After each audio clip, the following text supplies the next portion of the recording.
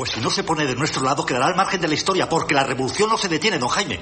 ¿Va usted a poner la guillotina en la Puerta del Sol? Pues sí, señor, la guillotina, la guillotina. No voy a seguir toda mi vida escribiendo panfletos y despotricando contra los Borbones. Sí, señor, la guillotina. La reina, ¡zas! Guillotina. Los chulos de la reina, ¡zas! Guillotina. Los chulos del rey, ¡zas! Guillotina. Los ministros, ¡zas! Guillotina. Los obispos que los rodean, guillotina, guillotina, guillotina, guillotina. Todos guillotinados, sí, señor, la guillotina. ¿Ha terminado usted? Sí, señor. Vamos a comer. Welcome to Carne Cruda, the album. Join us for danger, excitement, innovations and... Spain is indifferent. España es indiferente. Cada mañana se levanta con la boca pastosa, los labios tan pegados que no puede protestar y el sabor agrio de las incontables derrotas diarias que traga sin escupir ni rechistar.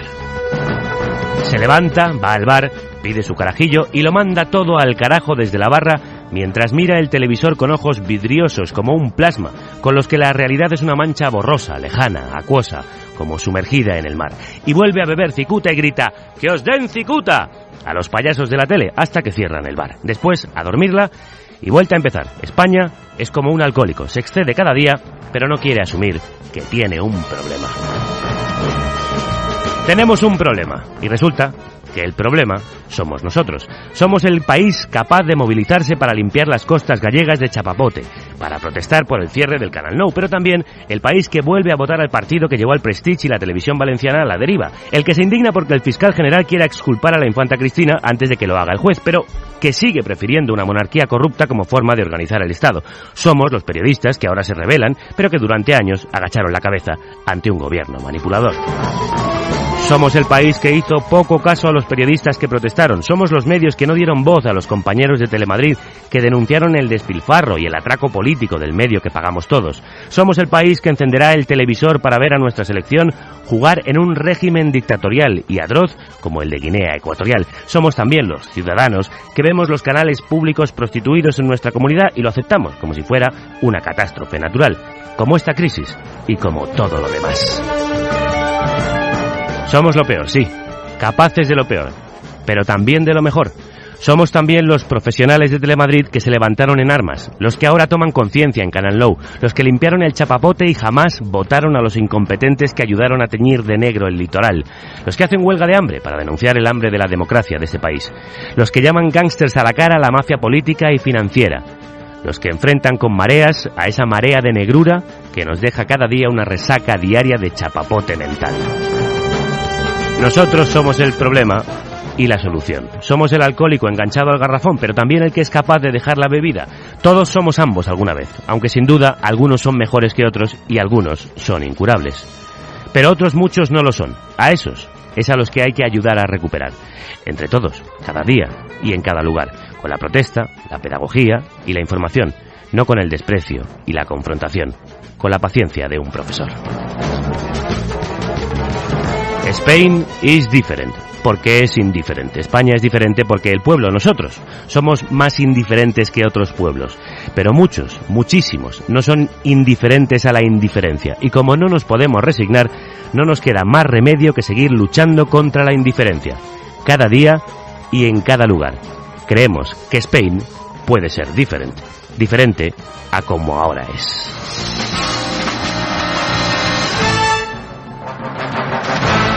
Eduardo Sánchez Palma, un oyente de esta carnicería, nos dejó el otro día este tema con el que vamos a comenzar, que habla de la indiferencia de parte de este país. Es Pablo Hasél, comunista, como nuestro invitado de hoy, Julio Anguita. Y como él, trata con su música de luchar contra la ceguera, de quitarnos la venda a golpe de rima violenta. Como dice este tema, vivimos en Caspalandia. Nos queda mucha caspa que sacudirnos de los hombros. Perseverancia y paciencia. Aquí pueden destrozarte la educación, la sanidad, la vivienda, etcétera, y no pasa nada. Pero si les toca la tele arde la ciudad entera. Sé que moriré de un ataque de vergüenza ajena. En cada calle hay como 10 Cármenes de Mairena. Tócame la pandereta que rapearé sobre ella. Y la infanta Elena vomitará hasta la primera paella. Nací donde si eres infiel te ven un campeón. Y si escribes poemas a tu mujer te llaman maricón. Donde futbolistas ganan millones de euros y obreros mueren sin poder tapar demasiados agujeros. Prefiero perder groupies y ganar inteligentes. Cada canción que escupí revolucionó una mente. La Guardia Civil cree que proteja al pueblo y te golpeas y protestas contra quienes nos están jodiendo. Pero cuando van a tomar algo a un bar, se sientan a tu lado, no en la mansión de quien no para de saquear. Muero donde defienden a quien pisotea sus derechos y repudian a quienes luchan por esto. Soy raro porque detesto trabajar para financiar invasiones imperialistas. No chica, no pagaré por esa disco, no insistas. Si te acusan de terrorista ya todo vale contigo. Yo vacilo de decir algo, no de lo que digo. El servidor desespera pero la esperanza evita que baile su música hortera rodeado de dinamita. ¿Crees que hay zonas bonitas? Pues hazte ritmo. Pronto todos serán chalets deshabitados y ríos podridos. Vivimos en Caspalandia, nuestros sueños se revelan. Soy un hijo de la rabia, no hijo de Belén Esteban. Y es que la ponga, soy patriota del planeta. ¿Cómo quieres desviar la atención ahora si no atenta ETA? España no existe, es la telebasura financiada por los poderosos que temen un pueblo con cultura. Se extinguen bocas sabias, apenas algo cambia. La lucha es champú, vivimos en Caspalandia, lugar de Europa donde más coca se consume. Y es que quien no lee tiene poco que hacer. Y es normal drogarse, si uno se aburre apesta. Que vengan de otros países solo por la fiesta. Lo dice todo de la pocilga donde cerdos corruptos son aceptados como la mala educación en institutos. Me pregunto hasta qué punto esto no petará. Las mentiras no pueden sustentar eternamente una sociedad. Suelen mirarte mal si tus inquietudes van más allá de acatar la tiranía monárquica impuesta y ser explotado para pagar un coche tuneado. Si tengo hijos no creo que sean una tierra como esta. Te verán como un alien si lees en un parque. No si te cae simpático el impresentable de Jorge Javier Vázquez. Andan tranquilos pedófilos como Sánchez Dragó. El que se viera normal la iglesia mucho colaboró. Llevo tiempo planeando el exilio pero me inquieta que no haya 20 países más como Cuba en el planeta. Aplauden al rey y apenas llegan a fin de mes. Es bochornoso como Franco intentando hablar inglés. Vivimos en Caspalandia, nuestros sueños se revelan. Soy un hijo de la rabia, no hijo de Belén Esteban. Y es que la ponga, soy patriota del planeta. ¿Cómo quieres desviar la atención ahora si no atenta ETA? España no existe, es la telebasura financiada por los poderosos que temen un pueblo con cultura. Se extinguen bocas sabias, apenas algo cambia. La lucha es champú, vivimos en Caspalandia. Televisión Caspalandia, como dijo Pablo Hasél cuando la subió a la red, otra de esas canciones que no pudieron acabar de ser mezcladas y masterizadas porque la policía secuestró el ordenador de Pablo Hasél en una mañana muy democrática. Cuando veo que la frustración no va más allá del bar. Eso mismo digo, yo me esfuerzo también para no estallar cuando veo que la frustración no va más allá del bar. Pero canciones como esta creo que ayudan a inconformar y a tomar conciencia de la realidad en la que vivimos. No deja títere con cabeza Pablo Hasél en Caspalandia. Las cosas siguen estancadas. Salí por la noche a pintar muros, no a buscar mamadas. Todo se banaliza, venga rapero aterriza. ¿Cuántos por 1000 pavos le haríais el himno a Telepizza? Franquismo fue una fábrica de... Crudérrimas tardes y bienvenidos a la carnicería sonora de la cadena SER, un programa contra la indiferencia y la ceguera a la que nos quieren condenar y en la que demasiados se esconden.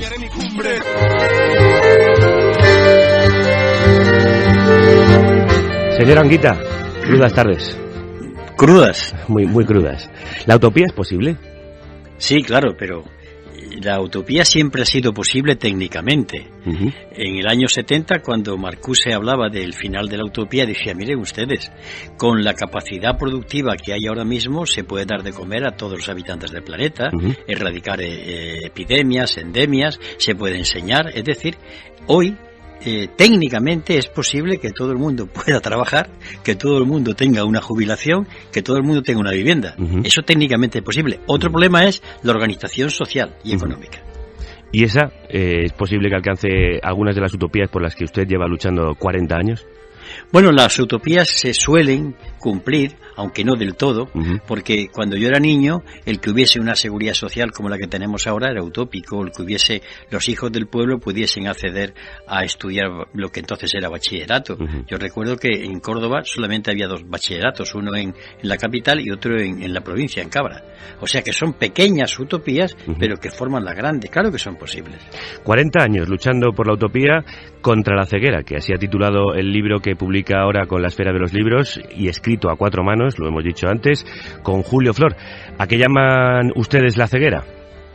Pues la ceguera se llama aquella venda que hay quien la pone, por ejemplo, el discurso oficial, uh-huh, pone una venda, pero también hay una venda que nos ponemos nosotros, uh-huh, cuando no queremos saber la verdad. cuando no queremos molestarnos y somos capaces de sufrir las consecuencias como corderos, todo menos ver lo que está ocurriendo, ser lúcidos y obrar en consecuencia. ¿Y por qué nos pasa esto, don Julio? ¿Qué nos pasa a los españoles? Bueno, los españoles son muy pacientes, la cantidad de cosas que han aguantado en la historia. Tal vez, no solamente porque sean pacientes, yo no quiero generalizar, digo una parte importante de los españoles, sino también porque en el fondo entienden que no hay solución posible. Ya vendrá otro momento, allá en la otra vida quizás no lo va a resolver. ¿Y cómo se lucha contra esa ceguera? ¿Cómo se quita esa venda de los...? Mucha paciencia y eso sí, permanentemente percutiendo. Mire, los que luchamos contra esto o intentamos luchar no tenemos descanso en el bar, en la taberna, en el trabajo, yo diría, y perdona la broma, hasta en la cama. Hay que seguir luchando. Hay que informar e inconformar, ¿no? Sí, efectivamente. Pues eso es lo que vamos a intentar en los próximos minutos de charla con el ex coordinador de Izquierda Unida, el maestro comunista Julio Anguita.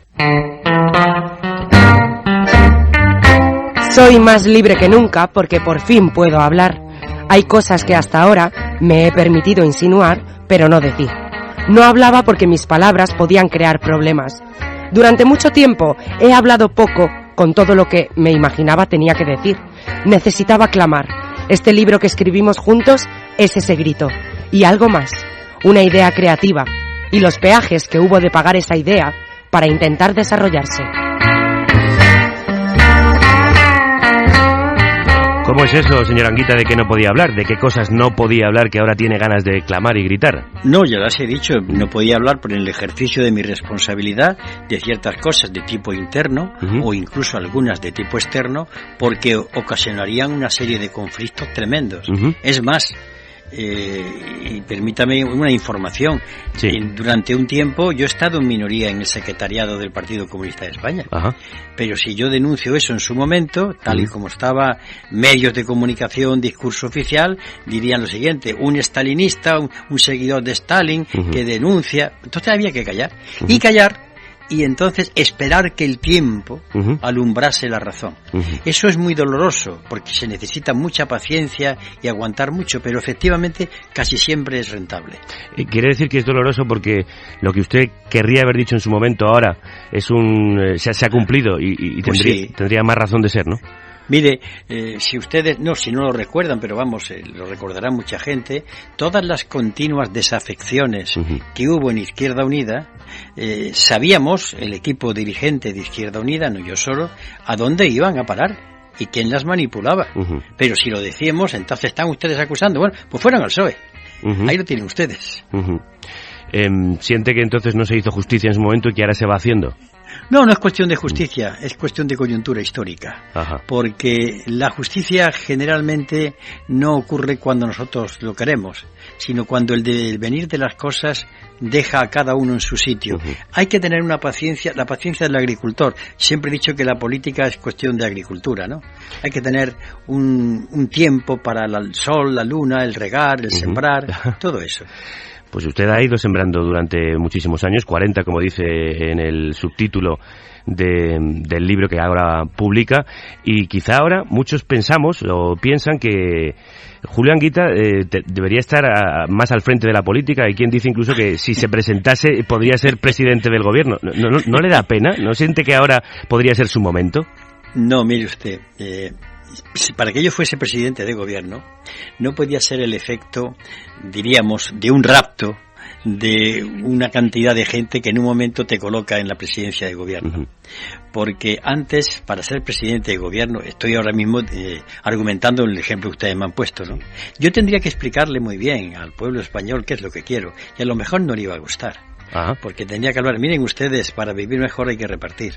Miren ustedes, volver a la época del despilfarro no es posible. Miren ustedes, la palabra austeridad es de necesaria aplicación. Que eso no es recortes, ¿eh? Lo que está haciendo el gobierno con la palabra austeridad es prostituirla. Austeridad es vivir de otra manera. Claro, ese discurso, para que la gente lo vote a uno, hay que explicárselo. Así que de pronto te proyectan a la presidencia del gobierno, creyendo la gente que tú de manera milagrosa vas a resolverlo, eso a mí me da mucho miedo. Y todo esto que ahora lleva usted los últimos años diciendo, ¿no lo podía decir cuando estaba al frente de Izquierda Unida, como nos estaba comentando antes? Cuando uno ocupa una posición de responsabilidad política, ¿tiene que callarse la boca? Algunas veces sí, porque hay evidencias que uno no puede decir, porque si las dice, en ese momento se echan en lo alto de uno, y a mí, yo siempre he tenido eso, me ha sido indiferente, pero ese echarse en lo alto de uno, siendo uno coordinador general o secretario general, produce una especie de problema en la organización, los medios de comunicación lo van diciendo constantemente, y se pierde el trabajo diario. Entonces hay que callar y decir lo que me digo yo ahora. Mire el ejemplo que le he puesto. Durante todas las salidas de personas del Partido Comunista y después de Izquierda Unida, detrás de ella estaba el Partido Socialista Obrero Español y alguna que otra organización, sus élites. Pero está decirlo entonces... Sí, decirlo entonces hubiera supuesto una controversia tremenda. Entonces hay que decir, bueno, ya el tiempo se encargará de decirlo. Y lo ha dicho. Pero está usted echando balones fuera, es decir, ¿toda la culpa es del PSOE o también habrá rencillas y problemas internos que forman parte de la idiosincrasia del Partido Comunista? Sí, pero es que los problemas internos se abordaban democráticamente. Yo ahí sí puedo, permítame la inmodestia, tirar la primera piedra y un saco de piedras. Sí, porque todo se discutía en la dirección. Entraban ustedes, los medios de comunicación, a nuestros debates, cosa que no ha hecho nadie en España. Pero ¿qué ocurría? Vamos a ser claros. Muchos medios preferían atender en los pasillos a los que mostraban su disidencia que a entrar en la discusión a ver cuál era la oposición que tenían realmente. Entonces, sí puedo tirar la piedra, porque no ha habido nada que no se haya discutido, todo, absolutamente todo, material mandado con tiempo. Claro, yo soy una persona en todo caso dura, pero desde luego nadie puede decir, nadie absolutamente, que haya impedido a nadie hablar. De todas estas luchas internas y externas que ha sufrido y ha tenido que capear Julio Anguita, habla en estas memorias prolijas sobre su lucha política, sobre su actividad política desde hace 40 años, que nosotros no podemos resumir como nos gustaría, pero hemos intentado sintetizar en 3 minutos, elaborados magistralmente por nuestro compañero y técnico Roberto García. Nuestra terrible equivocación es que hemos ido de pedigüeños a Europa. Lamentablemente, la situación en la que estamos no admite sino o pelear por construir otra Europa y buscar alianzas, habrá que hablar con portugueses, con italianos, con griegos, con irlandeses, o eso sí, llorar. El tremendo error del señor González fue creer que su amistad privilegiada con Alemania le podía servir para estar en la órbita alemana. El auténtico poder, aquí hay que distinguir entre el gobierno y el poder.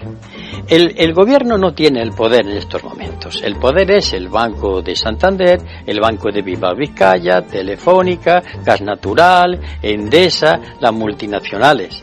Naturalmente, esos son los señores de la guerra, tienen una fuerza tremenda para influir y casi determinar las decisiones de los gobiernos. En España, quien más tiene no paga, evade, engaña, hace fraude, estafa y se queda con la parte mayoritaria. Es porque los pueblos son incapaces y entonces le dejan a uno que dice, písanos la bota, que yo estoy muy tranquilo viendo fútbol. Así aparecen las dictaduras.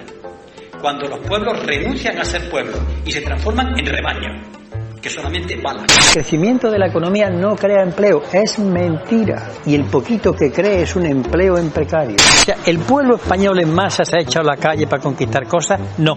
Por tanto, la corrupción no me extraña. Yo no pido nada más que a mi pueblo que mida a los políticos por lo que hacen. Ya está bien, no, es que los míos, los tuyos. Los míos son los que hacen lo que yo quiero. Yo no tengo míos. Y en política hay ética, porque así el ciudadano no se llama engaño. Pero este señor que nos gobierna, le votaron mintiendo, estafando a la población, prometiendo unas cosas que después ha incumplido, y de una manera vergonzante. Tan malo lo está haciendo que ha hecho bueno al otro, que ya es decir, hacer buena zapatero. ¿Qué va a vivir con 400 o 450 euros? ¿Sabe usted lo que cuestan los libros de texto? ¿Cuánto cuesta un alquiler? ¿Cuánto cuesta la luz? ¿Cuánto cuesta el butano? Ellos están creando las condiciones de una sublevación ciudadana. No hay Estado de Derecho. ¿Cuál es el documento más importante de una democracia? La Constitución. Se la están cepillando todos los días. Que los impuestos son progresivos, que pague más que más tiene. Artículo cepillado. ¿Qué ha pasado con los convenios colectivos? Se lo han cepillado. Artículo 37, artículo 38. El derecho a la vivienda, artículo 47. El derecho al trabajo, mejor me callo por no reírme. Por tanto, las propuestas que yo hablado aquí no están sacadas de la Unión Soviética, ni de don Carlos Marx, ni de don Vladimir Ilich Lenin, están sacadas de la Constitución española. Pero el poder económico no aguanta su propia legalidad. Vive en el Estado no de derecho. Julio. Sí. ¿Cuál es carne cruda, eh? Esto es carne cruda. Esto ha sido una picadora, una trituradora de algunos de los momentos que usted nos ha ido dejando en estos 40 años de lucha. ¿Cuáles diría que son sus momentos políticos más relevantes, los más importantes en su biografía? Cuando he hablado a la gente con datos, me ha escuchado y cuando he hablado desde el ejemplo. Es una autosatisfacción muy importante porque fundamentalmente yo soy docente. He sido un docente que ha estado en política. Y el docente tiene que transmitir, hacer lo difícil fácil. Y claro, eso yo lo he llevado al campo de la política, porque además creo que es una actividad revolucionaria. El saber hay que repartirlo, para que la gente tome conciencia y actúe. Pero hay quien dice que usted va dando lecciones por ahí. Hombre, yo voy explicando. Y mire usted, y pues, si puedo dar lecciones, pues es porque puedo darlas. Nadie da lo que no tiene. Entonces yo estoy diciendo que los políticos deben leer, deben prepararse, deben reflexionar. Un político es una persona que le pagan para que piense y después lo cuente y escuche la reacción que tiene la gente, pero hoy realmente es pulsar un botón o ver lo último que dicen ustedes en los medios de comunicación. No, la actividad política es muy importante y muy digna. ¿Cómo entró usted en política? Pues como entré, primeramente yo militaba en la clandestinidad en un partido que de pronto me pone en una lista y salimos ganando en Córdoba, salgo de alcalde y a partir de ahí pues aquello se pone en marcha y es como un ave, ¿no?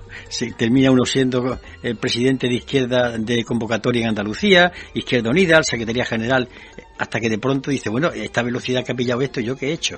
Hay que reflexionar un poco. Ha pillado también usted velocidad en la respuesta porque yo quería que se retrotrayese incluso antes. ¿Cómo es posible que un hijo de familia de militares y además con vocación religiosa acabe de comunista? Oye usted, está el Partido Comunista de España lleno de hijos de los vencedores. Lo cual yo lo dije una vez, es importante la victoria de este partido que ha incorporado a sus filas y de manera consecuente a hijos de los vencedores. Es una victoria del Partido Comunista de España. Y en cuanto de espíritu religioso, que yo ya no lo tengo, yo soy ahora mismo ateo hace ya muchos años, pero no olvidemos que la militancia en el Partido Comunista de España de los cristianos, con Alfonso Carlos Comín y otros, fue una señal de identidad del propio PC. ¿Y cómo perdió usted la fe en Cristo y la tomó en Lenin y Stalin? No, yo no tengo fe con nadie, porque para mí Lenin y Marx, Stalin no es un modelo a seguir. No, sin duda. Modo que, pero vamos, tampoco sepultarlo en los infiernos, de modo que vamos a estudiar la figura de Stalin con determinada objetividad. Pero bueno, Lenin y Marx, pues son orientaciones de dos genios, pero no son el catecismo. Yo nunca he tenido un catecismo salvo en mi época de creyente. A partir de entonces nunca lo tuve, ni el catecismo cristiano ni el catecismo rojo. Y como le decía, aunque no sea catecismo ni sea fe, y mucho menos fe ciega, ¿cómo empezó a interesarse por el marxismo? Hombre, cuando en mis inquietudes, en mi toma de conciencia, cuando veo la realidad de los alumnos míos y mucho antes, cuando observo esa realidad, hay una rebeldía que me llega a conectar con grupos, conecto con grupos de tipo anarquista, hasta que en mi familia había gente del Partido Comunista de España, se me dan materiales para que yo lea, para que participe siquiera de lejos en la elaboración del manifiesto programa de 1975, y así llevo un tiempo hasta que en septiembre del año 1972 pues se me entrega, no se me da carné porque no había carné, pero se me considera ya que estoy militando en la organización. Se me dan unos estatutos y se me dan unas instrucciones de cómo tengo que actuar si se me detiene. O sea que el ánimo que nos da era tremendo. ¿Sentían ustedes que corrían peligro? Sí, realmente. Bueno, yo soy de los que he tenido muchísima suerte, pero evidentemente he estado en la clandestinidad y ha habido momentos en que yo he esperado, bueno, pues estos ya vienen a por mí. Y bueno, yo tenía familia, tenía unos hijos, pero bueno, eso era inherente, porque otros muchos pasaron más que yo. Sufrieron tormento, torturas, la cárcel. Yo tuve esa suerte. ¿Hubo realmente una importante lucha antifranquista? Porque hay quienes la niegan, ya que el dictador murió en la cama. Bueno, fue muy importante en la medida de intensa, no de grande. La verdad es la verdad. Franco murió en la cama. Y lo que pasa es que estuvo enfrente a una organización sobre la que cayó fundamentalmente el peso, que fue el Partido Comunista de España. Y es un peso, tenía un peso específico, pero no era mayoritario. De hecho, las huelgas nacionales que convocó el Partido Comunista de España, pues no tuvieron éxito, porque había una realidad. Y esa realidad es muy dura. Franco solo no se impuso al pueblo español. Había una parte del pueblo español que estaba de acuerdo con aquello. Porque el problema es que Franco no creó nada. El franquismo inventó a Franco. Franco tuvo la tremenda habilidad de coger todo ese material que venía de la época de Fernando VII y de los conservadores y lo organizó en el movimiento nacional, que es simplemente la inercia, el agarrarse a palabras como patriotismo, España y la bandera, y a una situación económica de favoritismo. O sea que Franco gobernó en nombre de la España más retardataria, y esa fue su fuerza. ¿Y es esa la misma España que ahora sostiene el capitalismo? Pues sí, exactamente la misma. No quiero saber nada, yo lo que me importa es ganar dinero. Sí, es lo mismo, efectivamente. Pero en la historia de España eso está perfectamente explicado. Mire, cuando los catedráticos de la Universidad de Cervera dicen en un escrito a Fernando VII, señor, lejos de nosotros la funesta manía de pensar, eso está hecho para hoy. Pues contra esa manía de no pensar ataca Julio Anguita en Contra la ceguera, escrito con Julio Flor, que dice esto de su amigo Julio. Ha sido alcalde, secretario general del PC, coordinador general de Izquierda Unida y siempre con su magisterio, con su didáctica, siempre un profesor. Sobrio, austero, honesto, que ha sabido estar en política sin contaminarse. Ha devuelto dietas, ha renunciado a la pensión vitalicia como exparlamentario. Llegar a conocer las cosas con hondura es la tesis central de todo lo que piensa.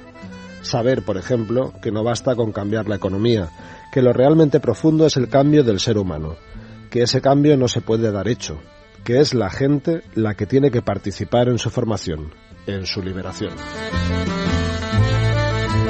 Julio Flor, crudas tardes. Y un abrazo para mi tocayo, qué nombre más bonito tienes, Julio Anguita. Y un abrazo, Javier, y a todo el equipo. Tenéis un nombre soleado, tenéis un nombre, muchísimas gracias, tenéis un nombre soleado como una mañana del mes por el que os llamáis. Julio Flor, ¿qué has descubierto de Julio Anguita que no conocías antes de escribir este libro? Bueno, he descubierto lo que intuía, lo que de alguna manera sabía, porque hacía ya tiempo que nos conocíamos, Julio Anguita y yo, y entre los dos hemos buscado esas palabras que la vida pone a veces donde imaginábamos silencios, porque no hemos hablado únicamente, era un poco mi batalla contra su batalla, una batalla amistosa y afectuosa. Él quería sobre todo contar, y así lo hacemos en el libro, que contáramos la biografía política, todo lo que está vinculado a la obra, pero claro, llegábamos a una conclusión de que cuando Picasso pinta el Guernica, y lo digo desde Eibar, una de las poblaciones bombardeadas antes del Guernica, bueno, pues cuando lo hace, de alguna manera esa obra también le cambia a él, y entonces también se trata de conocer algo más, de ver algo más, y así un poco, bueno, pues la pelea, porque yo sentía que de nuestras palabras había una herida y había también una luz en todo eso, que es su vida, como la vida de cualquier ser humano. ¿Cuál ha sido el principal logro, crees, como político de Julio Anguita? Yo creo que Anguita ha hecho algo fundamental, es poner claridad, poner la mayor sinceridad. Hablamos de carne en un programa que se llama Carne Cruda, pues ponerlo todo en el asador y hacerlo con el mayor rigor. Sus exposiciones siempre en la universidad, en sus artículos, en sus intervenciones en el Congreso, y yo, diréis que masoquista, no, he disfrutado mucho. Me he leído todas las intervenciones de Anguita en el Congreso de los Diputados durante muchos años, y entonces vemos que transmite optimismo, transmite ganas de luchar, de no claudicar, pero ojo, todo esto lo conjuga siempre con la mayor dosis posible de realismo. Y esto es muy importante, muy importante. Hay conclusiones duras de Julio Anguita, pero siempre realistas y cercanas. Y ha sido, yo creo, muchas veces precursor en muchas ideas que ahora mismo son y están muy vigentes. Y, por ejemplo, una de ellas, aquella teoría de las dos orillas, en un lado está el bipartidismo, el PP y PSOE, y al otro lado está Izquierda Unida. De eso vamos a hablar ahora con Julio Anguita y con Julio Flor, y también aquella idea del sorpaso, de que Izquierda Unida, y quizá este sería su momento, debe sobrepasar al Partido Socialista Obrero Español por la izquierda. Bueno, a la izquierda está indudablemente. Il sorpaso se llama esta canción que quiero dedicarle a Julio. Espero que le guste. El grupo se llama, también muy soleado, Pájaro Sunrise.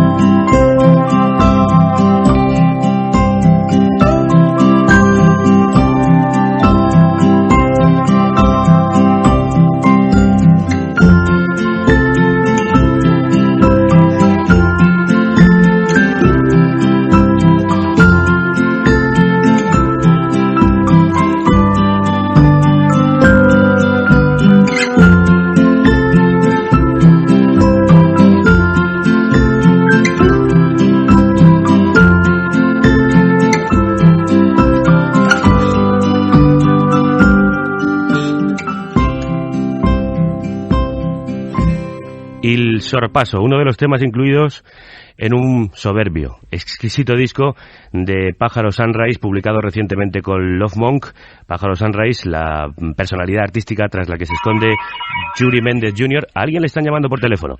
Aquí en directo en la cadena SER estamos escuchando este nuevo disco de Pájaro Sunrise, titulado Kultur Katzenjammer, es decir, algo así como la cultura del maullido del gato. Y nos cuenta Yuri que Katzenjammer en alemán puede significar tres cosas. Esa especie de maullido o gemido que emiten los gatos cuando se quejan o reclaman algo, la resaca después de una noche de juerga, o la bajona, que no perdona. Pues contra la bajona, contra la resaca de las mareas que nos quieren sepultar, emitimos maullidos y gemidos que quieren abrir los ojos, maullidos de lucidez contra la ceguera, como los que nos traen Julio Flor y Julio Anguita.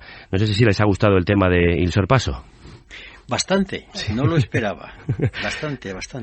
Pues precisamente de eso, del sorpaso del que hablaba Julio Anguita, quiero hablar ahora con ellos. Dicen Rubalcaba que ¡el PSOE ha vuelto, compañeros! Eso ha dicho en la conferencia política que el Partido Socialista celebró el pasado fin de semana. ¿El PSOE ha vuelto o ha muerto? ¿Me pregunta a mí? Sí. Mire, eso es una cosa que se dice, como el que está en una plaza y dice, y no lo doy por 40, ni por 30, ni por 20, ni por 10. Está en esa línea. Usted sabe lo que es eso, ¿no? Porque claro, si el PSOE ha vuelto, ¿dónde estuvo antes? Hay que explicar dónde estuvo y por qué estuvo, ¿no? Es simplemente una cosa puramente de publicidad. No tiene nada, no hay de contenido absolutamente ninguno. ¿No le ha parecido interesante ninguna de las propuestas que ha puesto sobre la mesa en esa conferencia? Mire, yo leí el escrito que hicieron algunas personas cabezadas por Baltasar Garzón para pedir, y encontré la vacuidad de las vacuidades. No dice absolutamente nada. Pues bien, lo del PSOE no entra a decir las cosas importantes. Por ejemplo, La Constitución que el PSOE reformó junto con el Partido Popular, por el cual hay que pagar primero a los bancos alemanes en vez de atender los problemas, ¿lo van ustedes a cambiar, sí o no? ¿Ustedes van a combatir el fraude fiscal? No dice absolutamente nada. 4 medidas.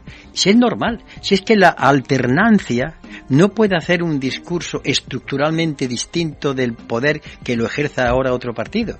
Son matices. ¿Por qué? Porque PP y PSOE son las dos caras de un mismo proyecto, como la época de Cánovas.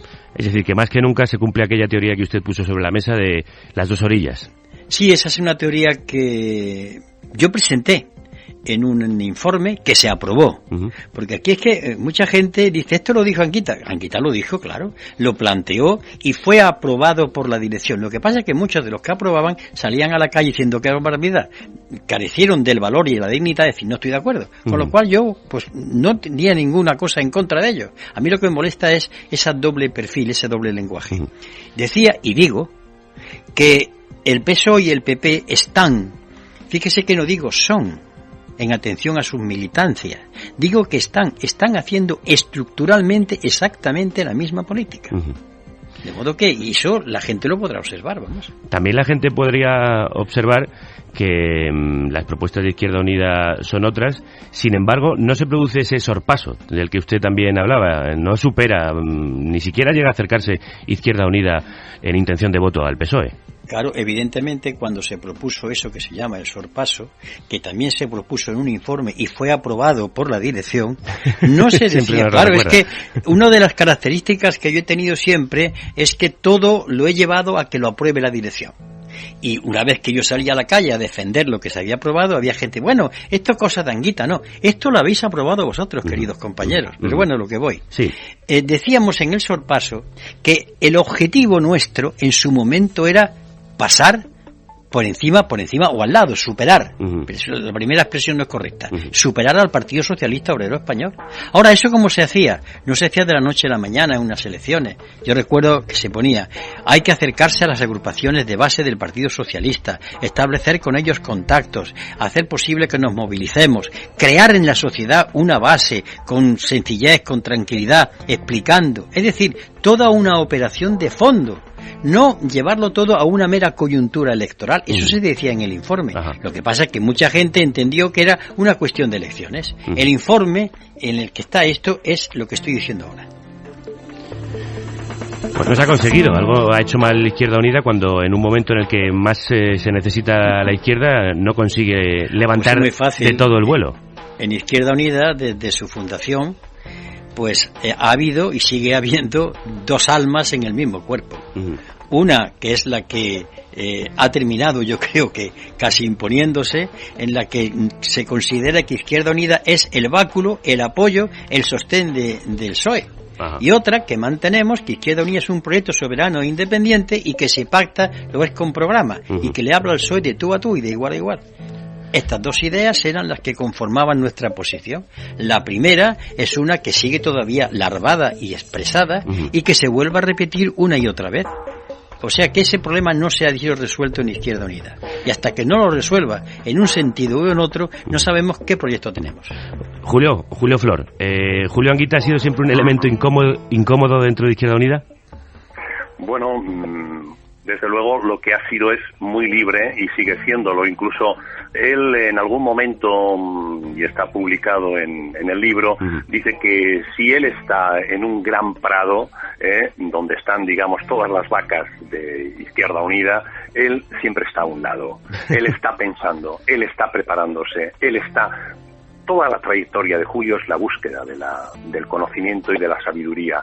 Y bueno, pues hay otra frase demoledora en el libro, hay una frase demoledora que dice, y de alguna manera fue el arranque en su día, una noche paseando juntos por Córdoba, cuando dice, una cultura del Partido Comunista de España creó, alentó Izquierda Unida, y otra parte, otra cultura del PC, de ese mismo PC, le derribó, le cortó las alas de Izquierda Unida. Y ahí es donde surge la idea primigenia, y claro, ahí con eso se están diciendo muchas cosas, sin duda. En esa frase encierra lo que él es, lo que él sigue diciendo, que es un ser muy libre, y necesitamos seres como Anguita, necesitamos muchos seres, muchos hombres y mujeres en este país que sean libres, que se sientan libres, pues de igual manera que vuestro programa respira libertad, Javier. Por eso, antes, mi enhorabuena y mi felicitación. Gracias por eso. Frases muy esclarecedoras ahí dentro del libro. Vamos a abrirlo, vamos a abrir sus páginas y a ver cómo suenan.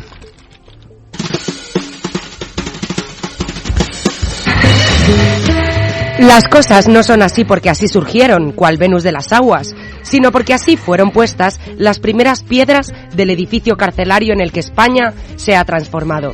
Y no exagero, el paro es una cárcel, y el paro juvenil una cárcel a perpetuidad. La precariedad es una cárcel, la pérdida de horizonte es un presidio, y la sensación inducida de que fuera de este horror no hay proyecto es un penal en el que debieran estar quienes ayer por sus alegrías y frivolidades y hoy por su contumacia en el disparate ahondan cada día más la tragedia de un país enfeudado en la soberanía de los bancos, los propios y los de otros países.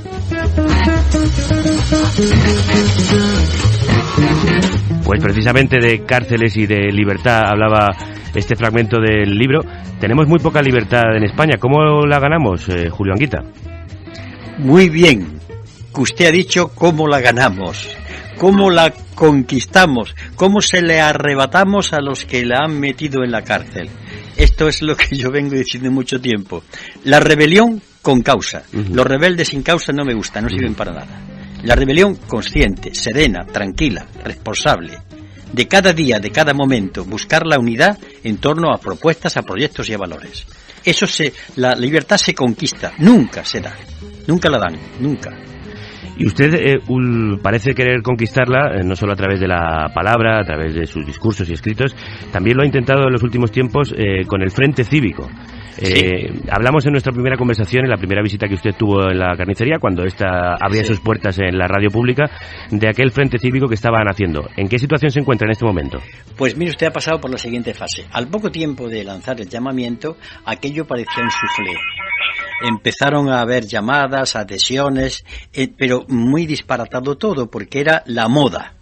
Yo ya sabía que eso iba a pasar. A continuación llegó una bajada de expectativas, porque el discurso que se sigue manteniendo es tranquilos. Nosotros estamos aquí no para ir a un proyecto electoral, sino para unir a todos los demás y intentar unir a la mayoría. Somos gente con voluntad de no tener protagonismo. Claro, esto al principio no gustó, ahora está empezando la gente a darse cuenta de que esto es un proyecto de largo calado y volvemos a crecer, pero muy lentamente, ¿eh? En este momento estamos creciendo como crece la encina, que da una magnífica madera, pero los primeros días fue tremendo, ¿eh? Fue lo que he dicho, el suflé. Se levantó y después se desinfló. Sí, pero eso yo lo sabía porque tengo experiencia.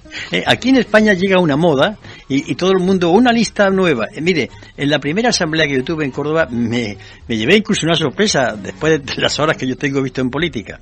Salían oleadas de gente cuando yo terminé de hablar diciendo sí, porque los partidos políticos todo, los ponían verde. Pero en la segunda intervenciones de los mismos decían, hombre, tenemos que hacer de esto un partido político. Es decir, las inconsecuencias, la falta de claridad en muchas cosas. Bueno, pero nosotros tenemos que trabajar para que nuestro pueblo tome el protagonismo y tenemos que estar muy en segundo término trabajando casi como hacía Penélope, estaba hilando, estaba tejiendo, ¿no? Sin destejer por la noche. Y esto es una especie de renuncia, de sacrificio, a carecer de protagonismo. Pero ese es el Frente Cívico. Julio Flor cuenta que son muchos los que se acercan a Julio Anguita para pedirle que vuelva, que encabece una lista, que dé un paso al frente, ¿verdad, Julio? ¿A qué Julio va? A Julio Flor. Ah, claro. Perdón. Hemos paseado juntos y mi tocayo lo sabe por distintas ciudades del Estado español y es muy común que la gente se acerque para decirle Julio, vuelve, cuando él en realidad nunca se ha ido, porque él siempre ha estado ahí, siempre ha estado en una batalla tras otra. Y eso, bueno, pues quizá la gente le está diciendo vuelve a la televisión, vuelve al Congreso de los Diputados, vuelve a encabezar una lista, y para eso Julio tiene su respuesta, sin duda. ¿Cuál es? Pues que no. ¿Por qué? Porque en las apelaciones y las llamadas es lo mismo que se llama que venga el santo y nos solucione el problema. Y yo no estoy dispuesto a ser santo, ¿eh? Porque, mire, ya hubo en la imaginería religiosa, pues ahí tenemos a Jesucristo, ¿no? Que lo crucificaron y lo traicionaron los propios que en un momento creyeron que iba a ser el rey. No, mire usted, nunca me he dejado llevar por eso. Miren ustedes, todos luchamos y yo con ustedes en primera fila, pero en el momento que ustedes se vayan a ver el fútbol, no cuenten conmigo tampoco. ¿Y el Foro Cívico a qué aspira? ¿A convertirse en un partido, en una alternativa? No, de partido nada. Es decir, por lo menos, yo no sé si en su momento, pero ese día ya no estaré. El Frente Cívico ha dejado muy claro que no se presenta a unas elecciones. Pero la gente al final, Julio, dice, bueno, entonces ¿esto cómo se concreta? ¿Cómo cambiamos el sistema si al final no hay un partido dentro que lo esté removiendo? Es que eso es ganas de entrar en la cárcel. Mire, yo estoy hablando de crear un poder que se enfrente al otro poder. No al gobierno, que es el manijero del poder, que se enfrente al poder económico. Y para eso tiene que haber un pueblo organizado en torno a una serie de ideas. 10, 8, 7... Ese poder es un poder fáctico, igual que lo son otros. Y lo que estamos haciendo ahora es crear ese poder para que se enfrente en su momento. Así que ahora, pues con mucha paciencia, de dirigirse a personas, miren ustedes lo que está pasando. La mayoría del país está fastidiada. ¿Quién no tiene un parado en su casa? ¿Quién no está parado? Pero piensan de manera distinta. Nuestra tarea tremenda es intentar que todos se pongan de acuerdo para tener un poder, y eso sí, y ejercerlo cuando llegue el momento.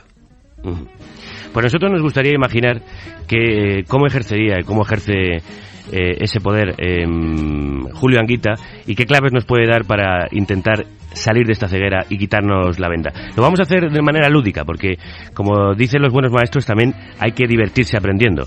¿Cómo era esa frase latina? No sé si la recuerda, señor Anguita. No la recuerdo. La sé, pero no la recuerdo. Sí, la de divertirse enseñando o aprender divirtiéndose. Vamos a jugar a Si fuera.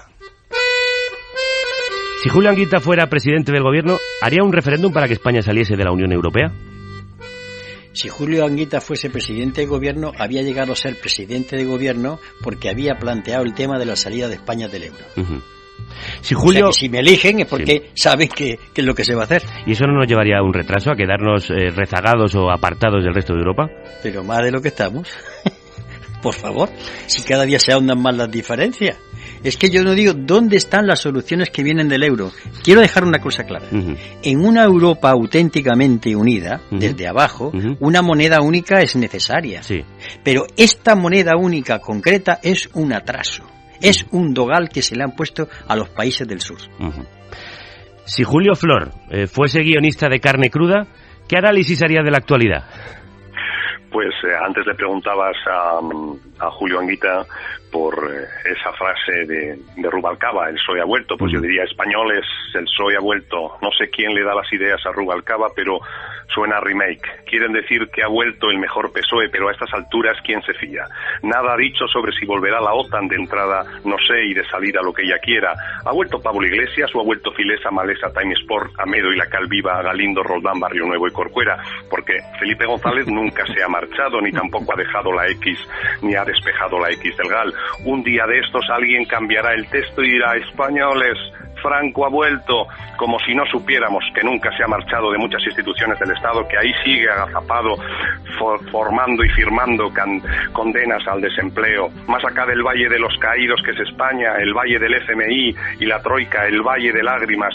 Franco no se ha ido y el PSOE quiere volver a gobernar, no a tus brazos otra vez, pero tranquilos, el PSOE ha vuelto. La frase se la ha escrito un guionista de cine en paro, lo dicho, todo un remake. Bravo. Este señor es periodista y el político soy yo, ¿eh? ¿Cómo escribe? Gracias, Juan.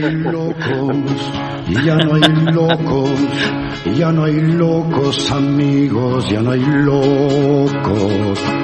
Ya no hay locos, ya no hay locos, ya no hay locos en España, ya no hay locos. Se murió aquel manchego, aquel estrafalario fantasma del desierto.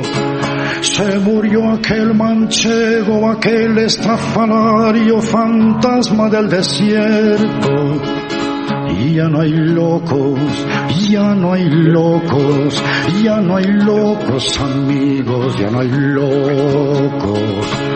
Ya no hay locos, de Paco Ibáñez, un tema del que se acordaba hoy Julio Flor, hablando de la situación de España cuando hemos contactado con él unas horas antes de realizar este programa.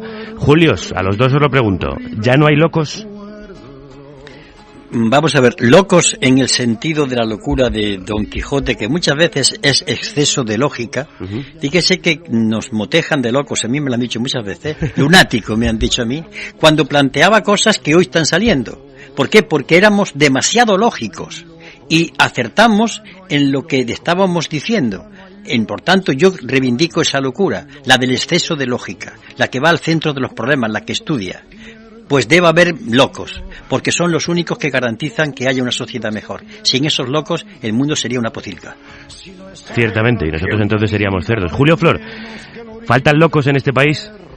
Pues faltan locos, siempre nos hacen falta locos, como nos escribiera ese maravilloso verso claro de León Felipe, pero me dan ganas ahora mismo casi, fíjate, de dirigirme a Julio, a quien quiero, y decirle: vuélveme loco, Quijote de ideales, coherente caballero, carguemos las alforjas con presteza, y heridos por la literatura cabalguemos contra el mago Frestón con lanza y pluma en ristre, que creo que es lo que hemos hecho en este libro. Vayamos contra los que queman libros, o aún peor, contra los que siguen quemando, seres humanos como tú y como yo, en la pira del dios mercado.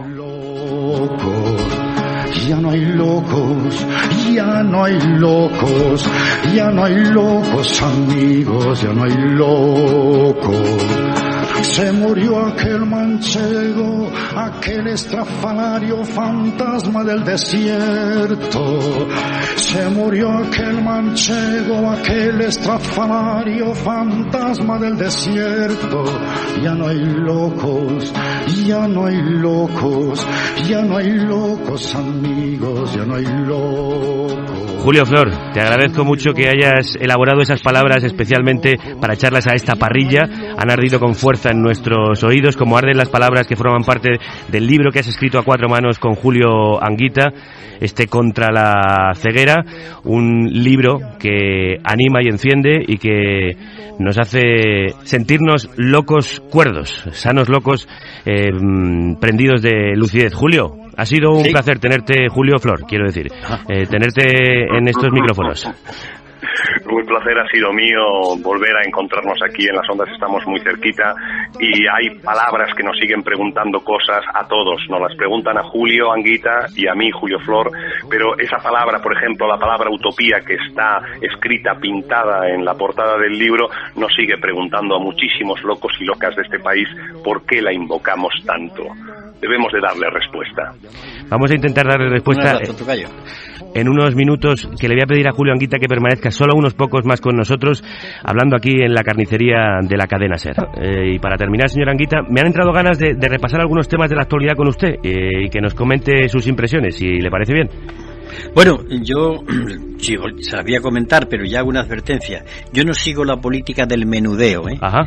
Porque esto pasa cuando uno está en activos, usted sabe que llegan ustedes para eso que se llama canutazos, ¿no? Sí. O sea que yo voy a comentar, pero sepan ya de antemano que no estoy muy pendiente de lo diario. Así que adelante. Claro, vamos a tratar de sacar conclusiones generales de lo particular. Es un espacio que hemos llamado... Julio Anguita lee el periódico. Ana Alonso trae los periódicos bajo el brazo como esos muchachos que antaño voceaban la prensa por la calle. ¡Extra! ¡Extra! ¡Última hora! ¡Última hora! Noticias frescas como lomos de ternera. Informaciones sorprendentes, hechos inauditos, titulares reveladores. ¡La prensa! ¡La prensa! Joven. Acérquese, por favor, y dígame, ¿qué cuentan los periódicos? Noticias polémicas, señor. Titulares controvertidos como este que llevamos en portada.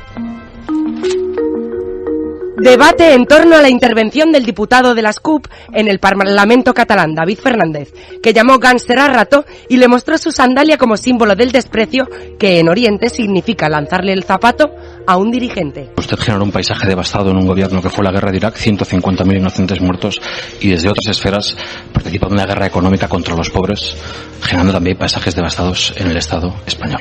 Y la pregunta es, ¿usted tiene miedo? ¿A quién, a usted? No, un día perderlo todo como lo han perdido millones de familias.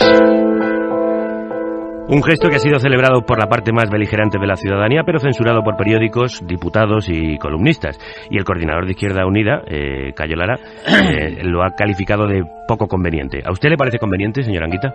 Mire, yo lo que primero quiero es denunciar la hipocresía. Un señor que hunde Bankia, a la cual ha habido que poner 24.000 millones del erario público de los españoles. Un señor que tiene una ejecutoria que ya sabemos lo que ha incidido. Eso es grave. Lo otro puede ser un acto que esté más o menos comedido o no, pero no tiene punto de comparación.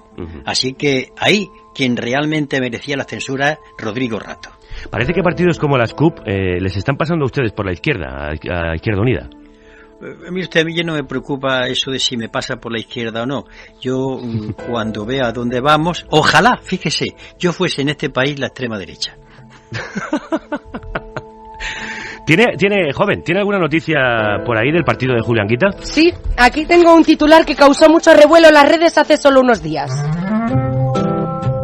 Izquierda Unida Madrid aprueba una norma del reglamento que prohíbe expresar opiniones contrarias a las acordadas por la dirección. Esa norma está en el reglamento federal de su partido, aunque según explicaba Alberto Garzón en las redes nunca se aplica. Sin embargo, llama la atención que la dirección de Izquierda Unida en Madrid la apruebe justo ahora, que se pide más democracia dentro y fuera de los partidos.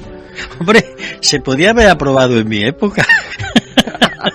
Donde aquello era la viña de Benito, donde los señores que ahora están en el Partido Socialista se saltaban la disciplina, hablaban cuando querían, decían lo que parecían ganas, y sin embargo, pues mire usted, yo prefiero que la gente actúe así, porque después el tiempo deja a cada uno en su sitio.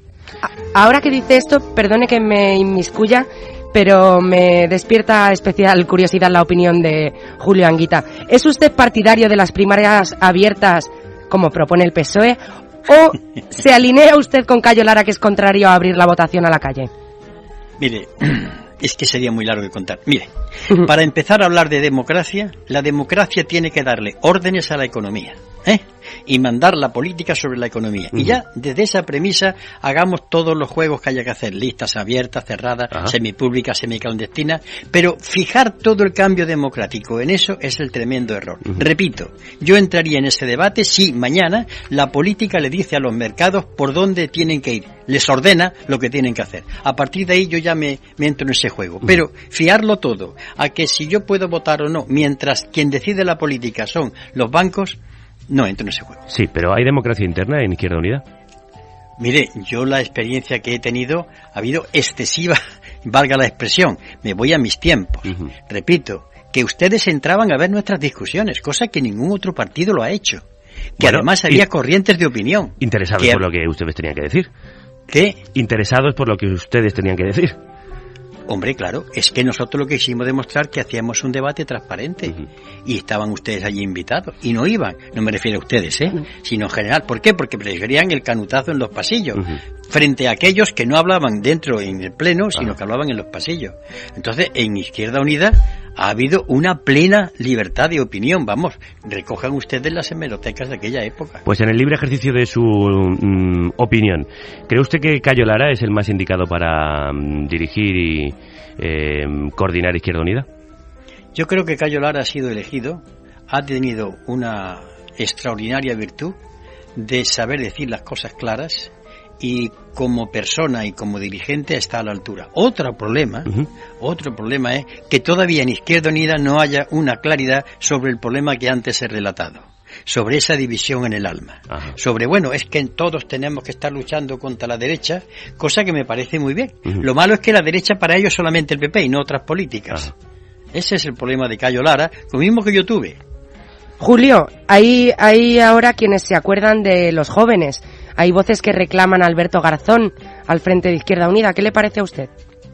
Lo definí una vez públicamente. Me parece una persona que tiene, primero, es joven, es culto, sabe de economía, es de izquierdas y predica con el ejemplo. ¿Qué más queremos? Vote Alberto Barzón. Perdone, ¿tiene por ahí, joven, alguna otra noticia? Sí. ¿Puede leernos otro titular? A ver, no, claro, me temo que es difícil leer el siguiente titular porque se ha corrido la tinta como si las letras llorasen lágrimas negras de luto. A ver, intente a ver qué A ver. ¿Y eso por qué?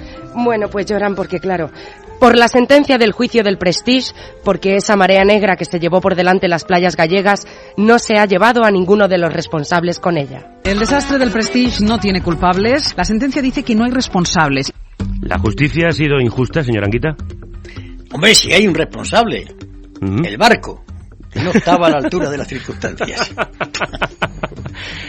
¿Qué le pasa a la justicia de este país? Aunque algunos juristas dicen que la sentencia aplica correctamente la legislación, una y otra vez tenemos la sensación de que en España no se hace justicia. Pues eso me preocupa más. A mí que hubiera habido jueces injustos me deja más tranquilo, porque si la aplicación correcta de la justicia es eso, cierra este país, echa el pestillo, vámonos. ¿Sobre la justicia tiene algún titular, joven? A ver.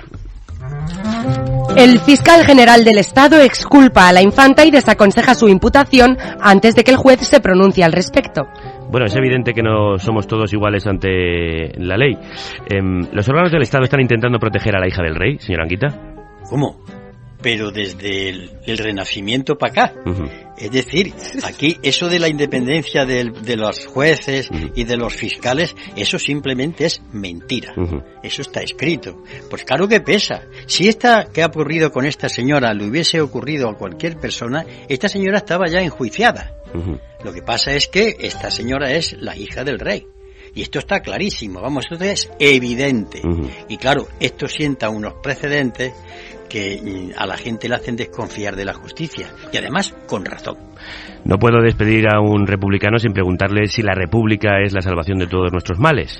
¿Qué república? Porque la tercera. No, pero ¿con qué contenido? En esto yo soy pues con algunos realista. De la segunda. Bueno, no todos. No todos. Mire, para mí la Tercera República debiera tener como frontispicio esto que dije antes. El poder político manda sobre la economía. Y a partir de ahí ya desarrolla.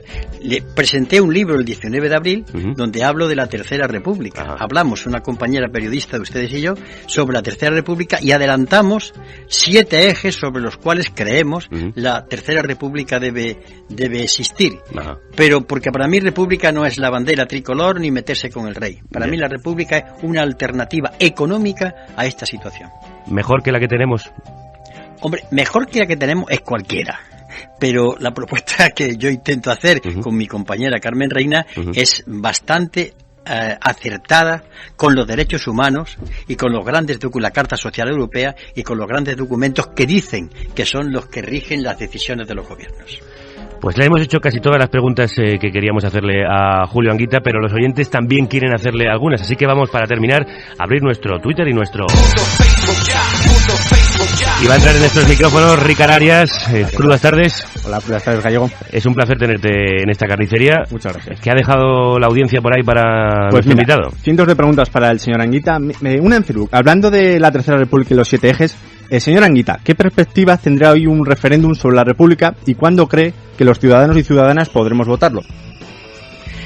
Bueno, si el referéndum va acompañado previamente de un tiempo en donde haya libertad para expresarse todo el mundo, podemos intentar que no haya monarquía.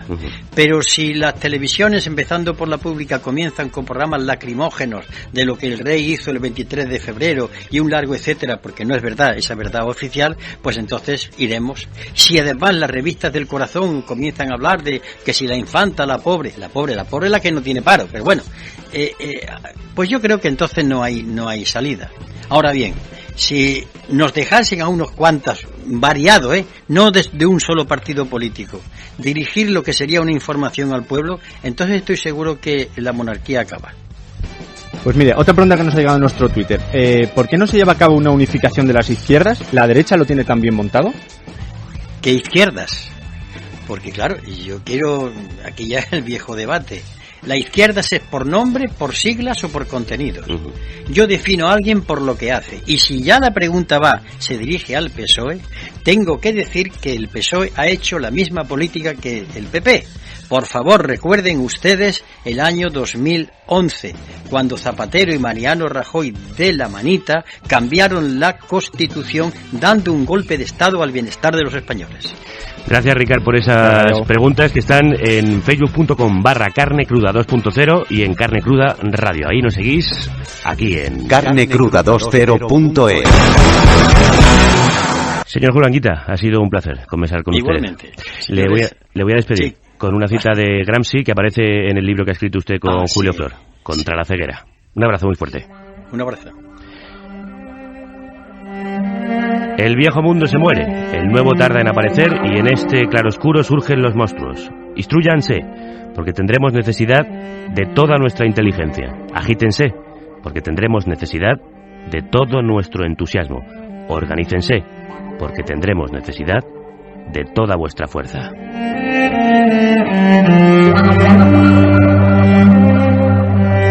Eso dice Gramsci. Y con música dicen algo muy parecido los Pepper Potts en su nuevo disco. Debemos luchar. We must fight.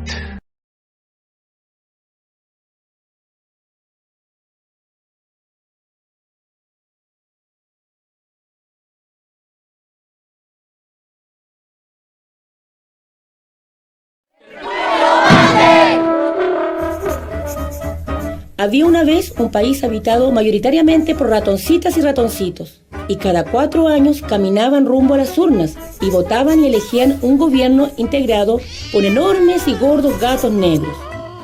Los gatos aprobaban buenas leyes, leyes que eran buenas para los gatos, pero muy malas para los ratones. Una de las leyes decía que la entrada de las ratoneras tenía que ser lo suficientemente grande para que un gato pudiera meter su mano en ella. Otra ley decía que los ratones solo podían caminar lentito, para que el gato pudiera obtener su desayuno sin mucho esfuerzo. Todas estas leyes eran buenas para los gatos, pero en verdad muy duras para los ratones. Aburridos del abuso, en la siguiente elección no votaron más por los gatos negros. En su lugar, eligieron gatos blancos. Y los gatos blancos dijeron: el problema nacional son las entradas redondas de las ratoneras. Haremos entradas cuadradas. Las entradas fueron el doble de grandes que las redondas, y así los gatos pudieron meter sus 2 manos. Así que la vida de los ratones se tornó más difícil que nunca.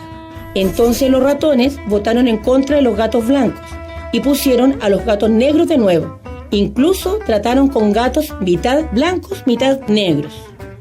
El problema era que eran gatos y veían por los intereses de los gatos y no los de los ratones. ¿Le parece raro que ratones voten por gatos? Solo mire la historia de nuestro país los últimos 200 años y verá la similitud. Un día a unos ratones se le ocurrió una genial idea. ¿Por qué seguimos eligiendo un gobierno de gatos? Hagamos un gobierno de ratones. Entonces un grupo de ratones se decidió a actuar y echar a los gatos, aunque murieran y los encarcelaran algunos por esto. Ellos ya estaban decididos, harían un gobierno de ratones y escribirían su propia historia.